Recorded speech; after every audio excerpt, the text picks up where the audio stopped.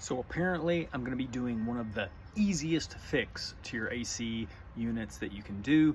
At least that's what I hear from HVAC people. So I've never done this. We're going to tackle it today. Looks very easy from the research I've done. What we're going to be doing is replacing the capacitor on this AC unit. So one of the first things we want to do before we open up this unit and get to this capacitor is make sure that the power is completely off to this AC system.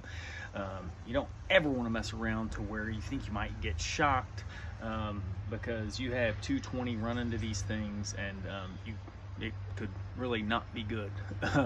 Kill you, put you in the hospital, whatever. If you don't feel comfortable messing around with electric, don't do it. So the first thing I did was I turned off the breaker to this AC unit. That was the very first thing I did. But on these, you actually have these boxes that should be right next to your AC unit, and it's a power disconnect. So I'm going to actually open that up, and it has something in here that you can actually just pull out, and that totally disconnects the power from the AC unit. So I'm actually just going to lay this on the top of here for now. So that should have completely killed the power to my unit. So now what I'm going to do is I'm going to open the side of this up. So just come in here, got some screws.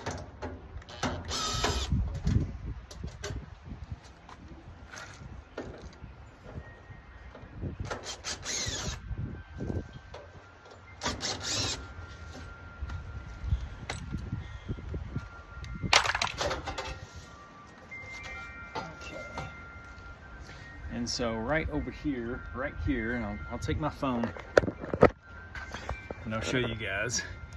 This is the capacitor right here. So this is apparently one of the main culprits in why your AC units stop working, and it's one of the easiest fixes. And apparently if you call an HVAC company out here, they're going to charge you $300, $400, $500 to replace this capacitor, which you can get for $10 to $15. So obviously you have some connections on the top of this thing, and you're going to want to pay attention to the color and where they plug in, because you're going to want to match that.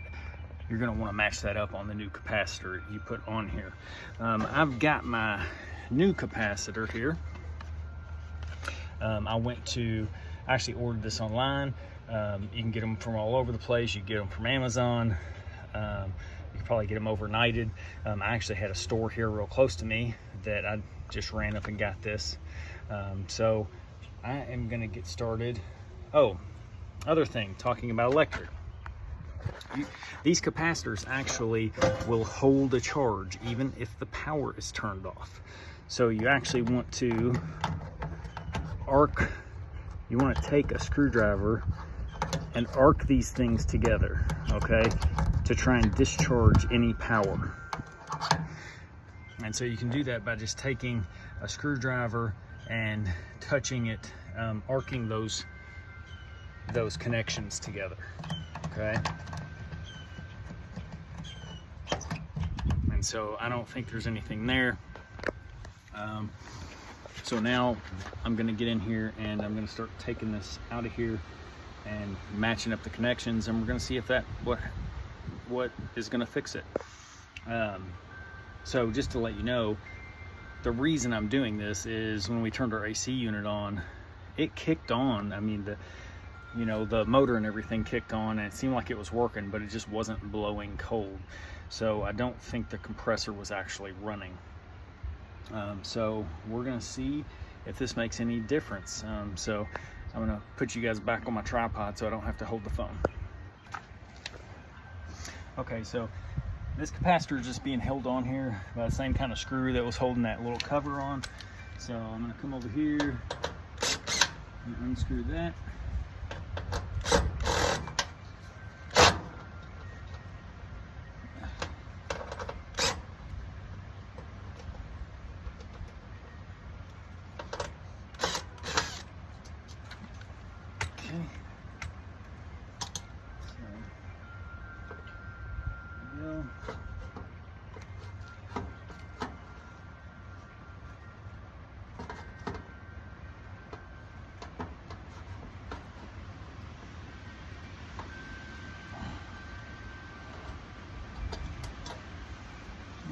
So here we go.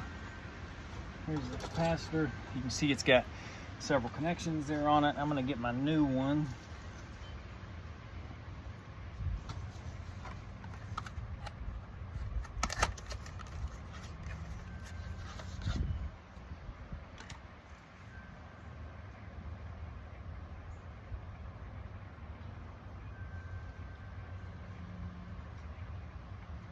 And actually, I'm not sure if this is the right capacitor.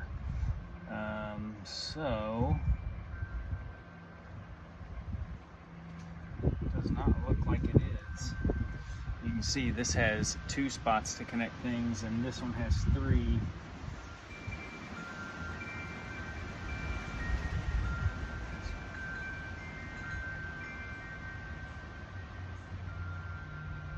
Yeah, so these are actually not the same capacitor. So what I'm going to do is I'm going to run back up to the store and see if they have the one that matches up to this. Okay, had to make a quick, take a quick break to run up to the store that I bought this capacitor from to get the one that actually matches. So just FYI, I looked on the model number of my AC unit and just bought one of the capacitors that it pulled up on Google, and that was not correct. So you might want to actually look at the capacitor on your unit and search for that specific capacitor. But this one looks a lot better.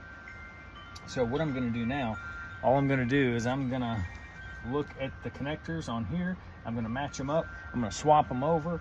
I'm going to kick this thing on and see if it works.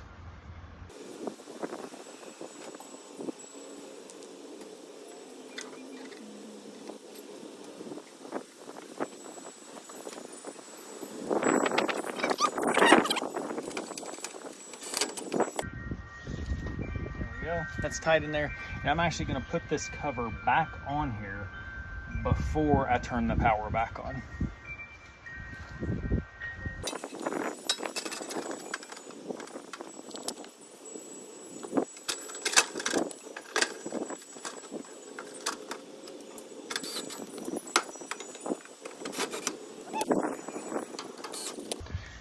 Okay, so now I'm going to put the disconnect back on, which is right here.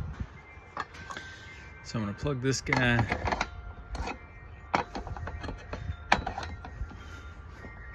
back in. I'm going to close this, and then I'm going to go turn the breaker back on and kick my AC on. Okay, so I'm going to go ahead and kick my air on. It's 78 degrees in here right now. It's set to 73. So we're gonna see if it kicks on, see what happens.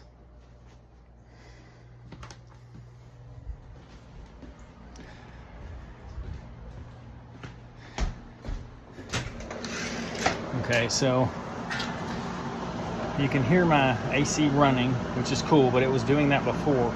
So really what I need to see is if the compressor kicks on and I start getting cold air.